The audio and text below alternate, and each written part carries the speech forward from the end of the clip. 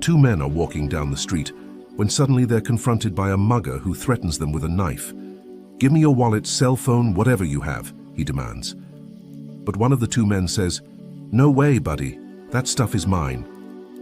And just like that, the mugger takes the man's phone and pushes him aside. To his friend, he snarls, "You better watch your mouth. You don't want to end up like him." The second man looks at him calmly and replies, "That's exactly what I was just telling my friend. You see, he thinks that he's in control of his destiny. He thinks that he's the one making the decisions. But no, it's me. It's me who really decides what happens to him."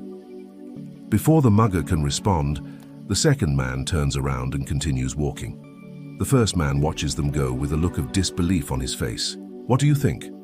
Who is correct? Does the mugger have control over his own life? Or is it the man who calmly tells him to get lost?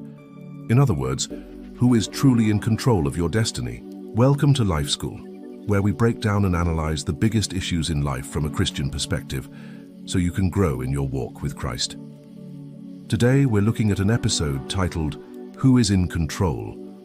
This is the third time we've done an episode like this, so I hope you enjoyed the format. If you haven't watched our other two videos yet, check out How Should a Christian Respond to Suffering and How Should a Christian Deal with Difficult People?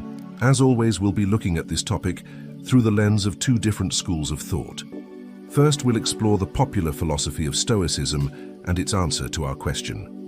Then we'll look at the Christian faith perspective before finally comparing the two and seeing how they measure up. Let's start with Stoicism. This school of thought originated in ancient Greece, but found its peak in the Roman Empire. Stoicism teaches that all humans are capable of living according to nature and reason, and that this leads to happiness and self-sufficiency. Some of the most well-known Stoics were philosophers and statesmen like Cato, Seneca, and Marcus Aurelius, who wrote the famous quote, "The happiness of your life depends upon the quality of your thoughts." Epicurus also said, "He is a slave who follows his passions." What these quotes show us is that Stoicism isn't just about thinking positive, but it's about taking complete control over our minds so that we can live virtuous lives based on nature and reason. So let's apply this to our situation. When the mugger confronts the two men, the Stoic would say that only one of them is truly free. That's the man who doesn't resist the mugger, because resisting would be futile. That's not to say the mugger has control over his destiny. Rather, the Stoic believes that what happens to us is largely beyond our control. And by resisting what we cannot control, we only make ourselves unhappy.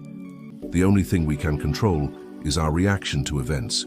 So the Stoic would argue that the man who hands over his things without resisting is the one who is truly in control.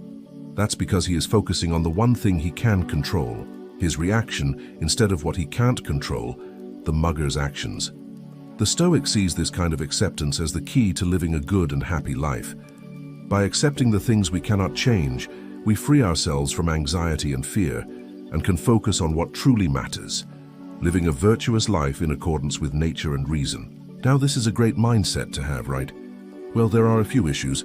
For one, the Stoic might say that the man who didn't resist the mugger was the one who was truly in control. But what if that wasn't the case? What if the man who resisted actually had the ability to overpower the mugger? In this scenario, the Stoic's advice would still hold true. However, it seems that the Stoic would struggle to explain why someone would choose not to use their power to stop injustice. Furthermore, while the Stoic idea of focusing on what you can control and accepting what you can't is appealing, it might also lead to a lack of action. After all, if everything is predetermined, why bother trying to make a difference? The Stoic would argue that we should always strive to do what is right, regardless of the outcome. But this can be difficult to reconcile with the Stoic idea that we cannot control what happens to us. Ultimately, the Stoic perspective is a valuable one, but it has some significant limitations when it comes to explaining human behavior and motivating people to take action. Now let's shift our attention to the Christian faith perspective. The Bible teaches that humans have free will and are responsible for their own choices. However, it also teaches that God is sovereign and in control of all things. So, how do these two ideas, free will and divine sovereignty, work together? Well, the answer lies in understanding the difference between what we can control and what we can't. Christians believe that while we have the freedom to choose between right and wrong, those choices have consequences. In the same way that the man who chose to resist the mugger may have faced physical harm or even death, the Christian faith teaches that there are spiritual consequences for our actions. But those consequences don't have to be negative. For example, James 1:17 says, "Every good gift and every perfect gift is from above and comes down from the Father of lights, with whom there is no variation or shadow of turning." This means that when we choose to do what is right, we can experience blessings from God. And when we choose to do what is wrong, we can expect judgment. But what about the mugger in this situation? Doesn't he have free will too? Yes, he does. But the Christian faith also teaches that there is a spiritual reality beyond our own. Reality, the Bible says in Ephesians 2:1-3, "And you were dead in your trespasses and sins, in which you formerly walked according to the course of this world, according to the prince of the power of the air, the spirit who now works in the sons of disobedience." This means that the mugger, like all people, is affected by sin, which has corrupted human nature and caused people to turn away from God. As a result, the mugger's actions aren't simply the result of him choosing to be bad. Instead, they're the result of a spiritual force that's pushing him toward darkness. This is where the concept of divine sovereignty comes in. Christians believe that God is ultimately in control of everything that happens. And while we can't know God's plan for every situation, we can trust that He is working in our lives and in the lives of others, even when we don't understand it. In this situation, we can pray that God will intervene and protect the men from harm, either physically or spiritually.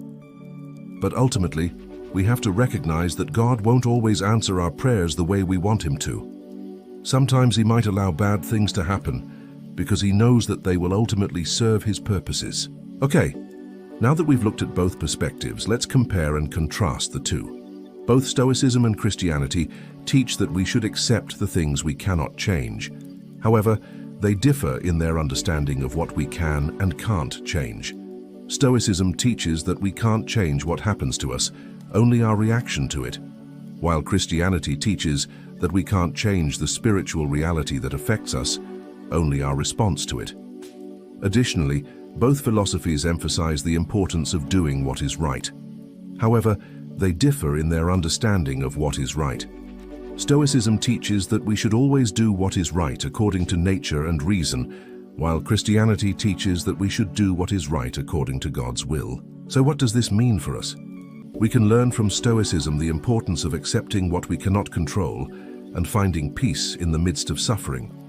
At the same time, we can learn from Christianity the need to be aware of the spiritual forces that affect us and the importance of responding to those forces with faith and obedience. Okay, so here's the final question for you. How can we balance the Stoic idea of focusing on what we can control with the Christian idea of submitting to God's will? Let us know in the comments below. If you liked this episode, make sure to leave us a like and share it with a friend. Don't forget to subscribe to be notified when we release new episodes. Thanks for watching, and see you next time.